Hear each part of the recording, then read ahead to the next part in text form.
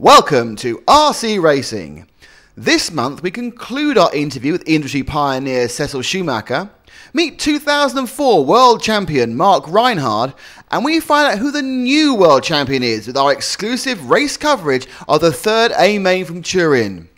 But first, we look at the ready-to-run truck that's actually a quad.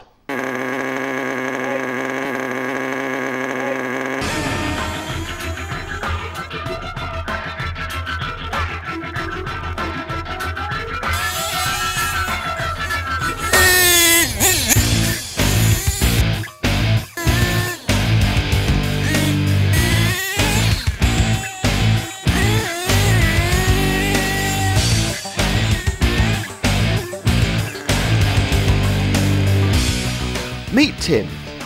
He has a tough life, non-stop action and accidents on board his Savage ATV, but he keeps coming back for more. The HPI Savage ATV, or quad replica, is based on the ever-popular truck range, and as such has all the advantages that Savage DNA brings: a fully developed chassis, excellent suspension and robust, well-proven drivetrain.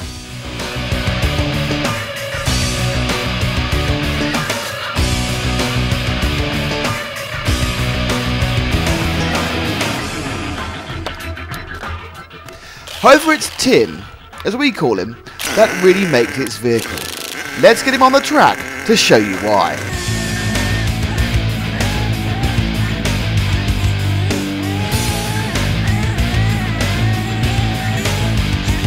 For some reason, every stunt and every accident is just more fun when Tim's along for the ride. Whether he's negotiating a tricky bend or speeding along the rough stuff, he looks just great. And when a stunt goes wrong, and Tim gets hit, you do feel genuinely sorry for him, well, when you've stopped laughing.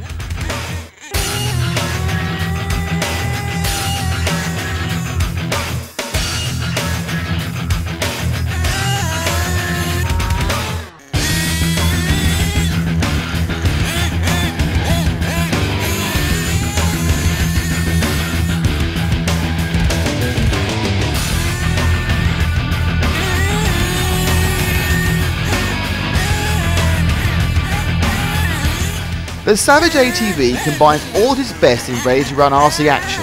It's easy to drive, handles all terrains, and with Tim on top, has that little extra that makes it just plain good fun.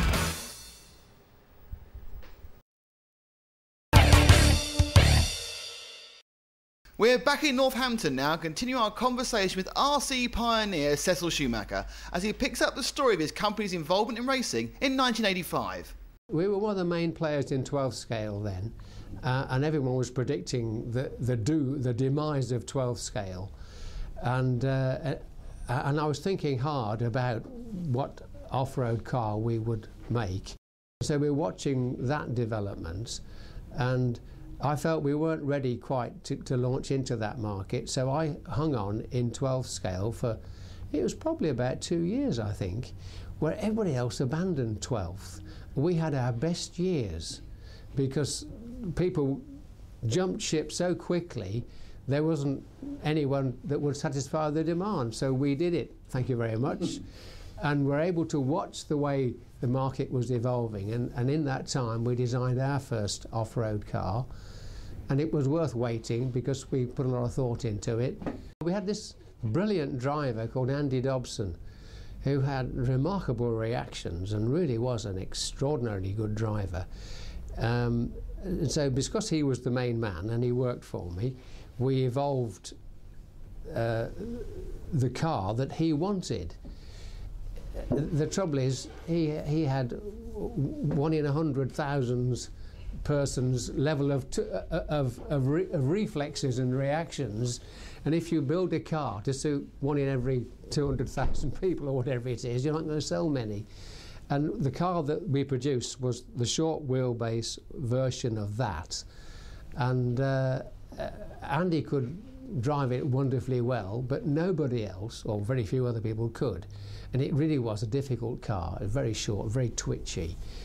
And so whilst we were playing around with that and we were building up to the World Championships in Romsey, I used to race, always rather fairly badly, but I liked racing, and I thought this is ridiculous. So I made a car, I think it was 10 millimetres longer for me. It was known as the geriatric spec within the company, and we called it the XL, which was, you know, pun on extra long or something, and it was the XL, and I had my XL, and we'd built 3 like us. We thought we might be marketing this as a more sensible car, and during the warm-up race down in Romsey, I found myself placed in an extraordinarily high position for me, and it wasn't me, of course, it was the car, and I wasn't seeing it that way, but my driver said very diplomatically, "Could we borrow your car?" And they did, and the lad that did that went on to win the race. It became obvious that this was the way to go, and then at the World Championships proper, some months later, Phil Booth had prepared 3 cars to the best possible standards he could. He sort of, if you like, blueprinted them, and we had those 3 cars in the back of the van, just in case anybody would be interested in them. And then Masami Hirosaka, who was driving a short Cat, and of course he could drive it rather well, couldn't he? He was a fairly extraordinary lad, and his car was an absolute heap, and he was still doing extraordinarily well. So it was suggested that we give him one of these special cars, and he had one of these special cars, and he loved it. And his father just had a little camel-haired brush, and all he would do is dust it with the brush. And he kept saying, "I know touch, I know touch," because Masami wouldn't let him do anything to it because it was working so well. And he went on to win, of course, yes, much to the dismay of the Americans and the Japanese. Nowadays, I help my chums out doing work on things called pre-selector gearboxes, which are not much is known about, and by good fortune, I know about them, and so people bring me their old racing car gearboxes, and I straighten them out for them. Thank you very much. Pleasure.